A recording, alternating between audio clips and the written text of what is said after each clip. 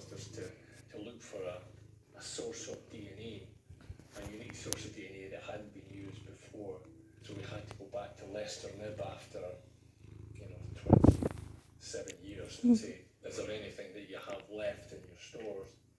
And I said at that point, well, actually, we've got this sample in the freezer that I've never looked at, which has been locked up since 1988.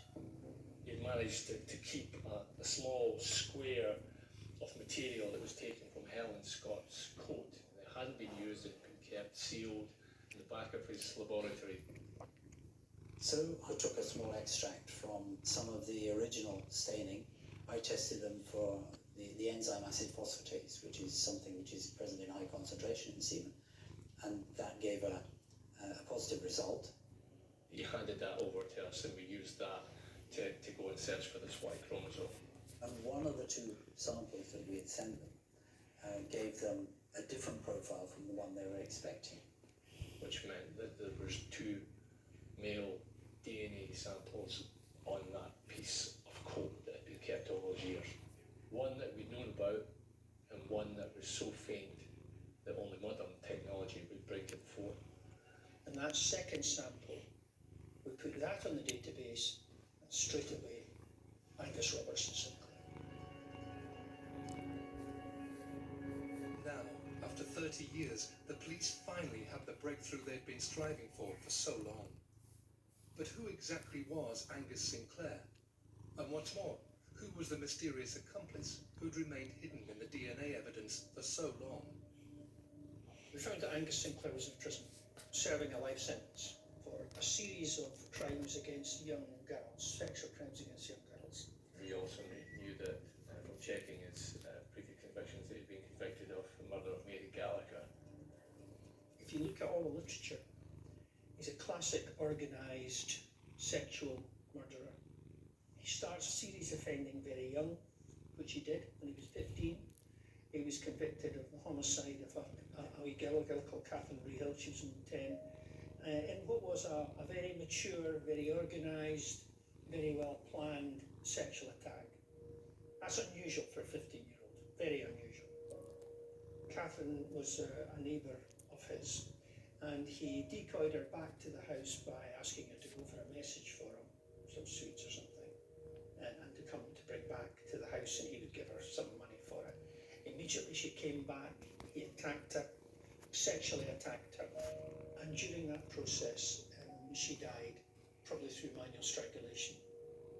Eventually, of course, it's discovered that he's done it, and he gets culpable homicide 10 years. He's only a minor, so it's not shown as an adult conviction, so there's no big record of it. Interestingly though, the judge at the time, now long dead, the High Court judge of that trial, said that from his reading of the psychiatric reports of Angus Sinclair, he said something like, this man represents a clear and consistent danger to women, and he always will be.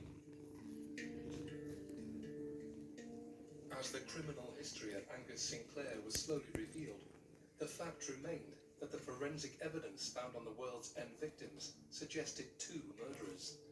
Sinclair was one, but who was the other?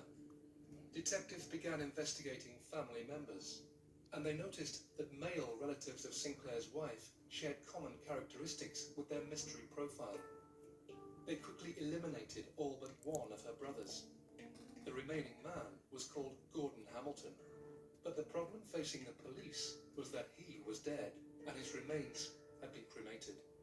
The scientists were telling us that we were almost certain it was Gordon Hamilton. We just missed that last piece of DNA to confirm that. So we then set about trying to locate that DNA. Unfortunately, all the materials that might have been remaining from him, that might help the police and the labs to identify his DNA, were unavailable. They've been destroyed. There wasn't a record anywhere from B&Bs or hostels or hospitals or wherever. So they just needed to find somewhere that would identify him. He did some handyman work at a house for one of his friends back in the mid-90s. We went 10 years later to the house, and when we examined the room that he cornicing to the corner of one of the rooms, and we had the scientists remove that cornicing because they said that would be the best area for any DNA to be left. And lo and behold, their calculations was correct. In an area where you had been holding the back of the cornicing and fitting it together, we found DNA, and the DNA that we found in there was exactly the same as the DNA we've been searching for since 1995. So that was the final piece of the jigsaw for the whole puzzle. Now that detectives could put names to their suspects, they began to spread the net wider to discover if both Sinclair and Hamilton could be responsible for even more crimes. Operation Trinity was born as officers pored over files detailing historic murders in Scotland. We'd already been looking at, during the course of our DNA examinations, at some of the unsolved murders from Shrew and Glasgow in any case. So we had realised that there were similarities to murders which had occurred in Glasgow that correlated to World's End murders through in the east of Scotland. And these similarities were the use of ligatures, improvised ligatures fashioned from the clothing of the victims. In the early part of 1977, it was absolutely crucial. Angus was earning good money through his criminal activity, but also through his work, and he was a hard-working guy, very organised guy, would work at weekends, etc., etc. He bought himself a brand new Toyota Caravanette. He bought this to go fishing, ostensibly, and he would go at weekends all over Scotland, sometimes with his brother-in-law, Gordon, and sometimes on his own fishing. And this gave him license to kill, quite literally. So we had a timeline and we started looking. And it was about 3 years, 1977 to 1980. Very quickly, we came across Anna Kenny, Hilda Macaulay, Agnes Cooney, all murders within Glasgow. All very similar to the World's End cases. Sexually motivated murders, tied with their own clothing, abandoned at various points in the countryside as if from a vehicle. The problem was there was no forensic evidence in these cases. None of it was left. It had been lost and destroyed over the years since their murder, since the late 70s. With the weight of evidence mounting, officers confronted Angus Sinclair in prison. At the time, he was serving a life sentence since 1982, after admitting 11 counts of raping young girls between the ages of 6 and 14. In 2001, he was also convicted of murdering 17-year-old Mary Gallagher. She had been strangled with her own clothing and then raped. Although he was in prison with little chance of release, Sinclair revealed nothing about the World's End case. Sinclair is a classic organised professional criminal, hard as nails, been in prison most of his life, and no response whatsoever. Get no response from him whatsoever. And your account where you might have been over that weekend period that I'm speaking about? I was in the next room watching the tapes of the interviews, Peterhead Prison, hour after hour after hour of no comment, nothing. Are you able to recollect at all where you might have been at that period in October 1977? Sat completely impassively. The absolute epitome of a professional criminal. Despite this wall of silence, officers were undeterred, and in 2007, Sinclair faced trial, charged with the murders of Christine Eadie and Helen Scott. The lack of forensic evidence, though, linking Sinclair to the historic murders in Glasgow, meant prosecutors decided not to charge him with the killings of Anna Kenny, Hilda Macaulay, or Agnes Cooney. Those murders remain unsolved. As the trial began, though, detectives were stunned by what happened.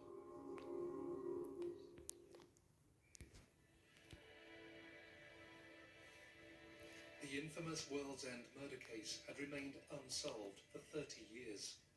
In 2007, after decades of diligent detective work, the families of the victims, Christine Eadie and Helen Scott, finally had the opportunity to see the man charged with their murders, Angus Sinclair, called to account. As we closer to the 2007 trial, I think there was maybe a bit of trepidation in terms of opening the wounds back up again. But it was important to see, firstly, if we can find, to know what actually happened to Ellen and Christine, and also hopefully find out who actually committed the crime. We always knew that part of his defence may have been that this was a consensual thing that he had with the girls. So in order to counter that, we began to investigate the, areas around about ligatures. The ligatures that were tied on the girls. We were able to show that their DNA was present on the ligatures and within the knots, and the interpretation was also vital, because this is not DNA that could have been gained by touching like that. This is DNA that could only have been placed there by the stressful pulling and gripping. Whilst this evidence would seem compelling, the low quality of the DNA found on the knots and ligatures in 2007 meant that prosecutors were concerned that it could cause doubt in the minds of jurors. Shortly before the trial, the prosecution made a fateful decision. The decision was taken, which seemed reasonable at the time, to take away all the circumstantial stuff, all those things about knots and bindings and all, and just go with the straightforward, very strong. Here are two girls, dead, sexually assaulted, murdered, and there's DNA on these bodies and the DNA belongs to him. But it didn't turn out like that.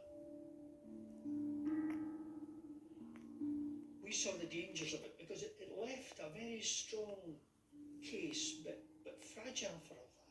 Because one of the obvious things that Sinclair could say is, oh, yeah, we met the girls, and we went down to East Coast and we had consensual sex, and I don't know what happened after that. My dead brother-in-law must have done it.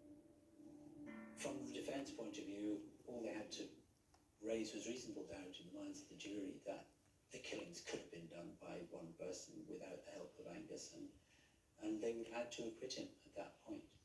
The trial of Angus Sinclair began in Edinburgh on the 27th of August 2007, just 6 weeks short of the 30th anniversary of the World's End murders. It quickly became apparent that the detectives' worst fears were well founded. Sinclair, who had remained silent for many months and years, indicated